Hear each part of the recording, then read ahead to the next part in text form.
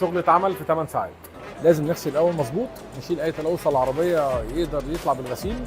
نبتدي بقى مرحله الكومباوند لو تعبان او اي كلام مش هيعالج، هيداري، هيبقى عامل زي ميك اب كده على العربيه. الكومباوند المظبوط والمحترم صح يبقى بيبرق زي ما انت شايف كده. الشغل البلدي بيتعمل عشان يداري العيوب، لكن الشغل البروفيشنال زي ده البولش لما بيتعمل بيشيل الكومباوند، لان الكومباوند بيبقى تقيل وعامل كثافه على السطح ما بيطلعش بسهوله، فلازم يتاخد بولش.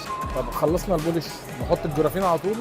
غلط طبعا، احنا لازم نغسل تاني. الغسيل هيشيل بواقي البولش وبواقي الكومباوند، فيبان قدام عينينا العيوب اللي باقيه في العربيه ايه. دي لمات العربيه الحقيقيه وده سطحها المظبوط. غسلنا العربيه شفناها الحمد لله كله مظبوط، نبتدي بقى تطبيق الجرافين. هنطبق الجرافين على كل حته في العربيه، صاج، ازاز، فوانيس، جنوط كده تمام. لا هنمسح لسه، بس المسح ليه قواعد. لازم تشوف الوان الطيف. خلصنا لا